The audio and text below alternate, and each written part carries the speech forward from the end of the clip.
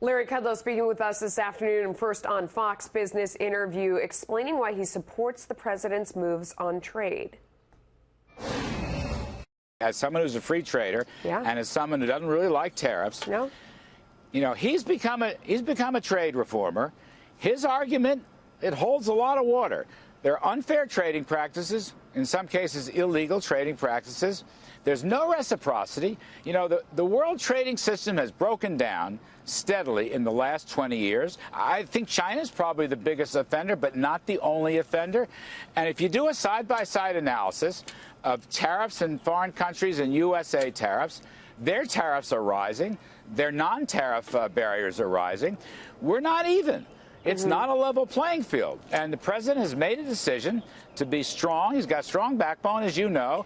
And he's saying, look, tariffs are part of our quiver. I put it this way. Tariffs are a wake-up call. They may be a form of negotiation. I don't want to rule anything in or out. But he's making a statement. The world trading system has got to be fixed. And if nothing else, the U.S. has to be protected on these sorts of things. But even with your friends, because this is how the subject has turned, that you have even our allies in France, our allies to the north, screaming when it's really China that we should be fighting with. Well, look, I agree with you about China, 100%. And as I always say, don't blame Trump, blame China. But I want to extend that. We've been negotiating, and we're continuing to negotiate with our allies and with our friends. And we will continue this weekend at the G7. But they have not really cooperated. They've been stand-patters. They have not been reformers. They have not provided remedies. There is an imbalance here of general trading conditions. Yeah, well, of course, they're negotiating as well, Larry, and of course they're going to be pushing back. We push back as well. But I want to pull back a little bit and look at the overall focus that the president has on trade deficits. Like there should be some arbitrary number by which our deficits with the rest of the world should come down. 1984, you were ensconced in the Reagan administration. We had some of the worst trade deficits we'd ever had. The front page of the New York Times had a headline about it, and yet 1984 was the year we grew 7.3%. So you don't buy in to the president's notion that trade deficits in and of themselves are bad for the economy, do you? Because they weren't in 1984.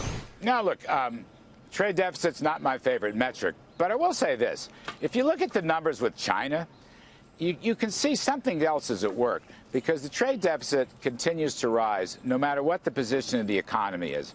And I think that's because China's walls, their barriers, their illegal trading practices. Look, the trick here, David and Melissa, you guys know this. If you lower tariffs and you lower non-tariff barriers, lower the barriers, open the markets, I guarantee you American export sales will zoom with China and any other countries where there's a lack of reciprocity. We're the most competitive country in the world. So, regarding metrics and so forth, the trade gap will narrow if we are allowed to export more to all these countries. But that shouldn't be the metric that we're aiming for, is just getting our trade deficit down. Is that what you're saying? Look, I think the ultimate metric is real GDP and productivity, and jobs and wages. Those are the ultimate metrics. Yes, of course. But he's saying, look, give us a level playing field, and we will outcompete everybody else, and we'll double and triple our export sales. So connecting the dots, that's going to have an impact on the trade deficit. Look, President Trump is a trade reformer. I don't think people see it that way.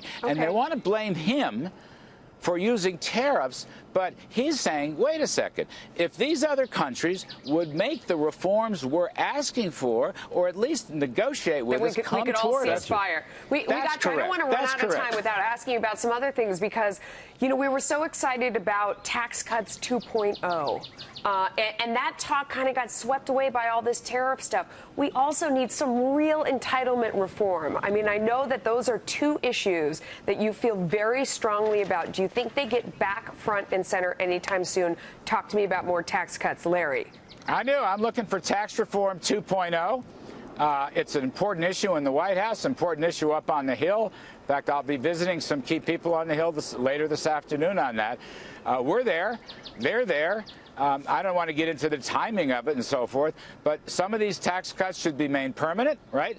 And there may be additional things on savings accounts. I don't want to let all the cats out of the bag, but yes, it's very much on my mind. Some of the cats out. Give us a few cats. You know me. I'm never far from the next tax cut, okay? You know that. And I'm not straying, despite the fact that I'm inside the government. Entitlements, Melissa, you know what? We made good progress on Obamacare. Yeah. Not finished, but we made good progress on that, ended the individual mandate. More will be coming, I can promise you that. And the president, by the way, is very keen on these smaller entitlements, food stamps, welfare, disability insurance. You know why? They're providing incentives not to work. There are no eligibility standards, and he's a strong proponent of workfare. So we've got those entitlements right in front of our lens. We have a position now where we have more job openings than we have people looking for jobs. And that seems you're going to have to coin a new phrase beyond Goldilocks in terms of what this economy is right now. Well, I have a new word. It's a Kudlow word. It's growthier. We are becoming growthier. All right, it's a Kudlow word. I'm writing that down. Growthier. Got it. If Melissa uses it on the air, it'll go into the dictionary. Promise. All right. Well, you've used it, but describe what it means to you. Well, look, you know, President's made a bunch of important reforms on lower taxes and regulatory rollback, taken the handcuffs off a lot of industries, now banking, now energy. And, you know, the economy is coming on. It's only been about a year. People said we couldn't ever get to 3%. In fact, people said 1 to 2 is going to be the range. We're now moving through 3. I think that's terrific stuff. And when you look at this stuff, step back for a minute. You know, you're right about the employment story. Unemployment down, you know, for everybody across the board. Business investment is now coming back. Trillions of dollars of capital are returning to the U.S. because we're the most competitive economy in the world. And growth is the key, growth and prosperity. And I really love the confidence indexes. I think they're real-time measurements. Small businesses, virtually a record. Overall business, high. Consumer sentiment is high. I think that tells the story. And I'll just add, look, President Trump has ended the war on business. He's ended the war on success. We're not punishing anymore. He wants people to take a rip at the ball. That's his argument. We appreciate you being here, Larry. Thank you.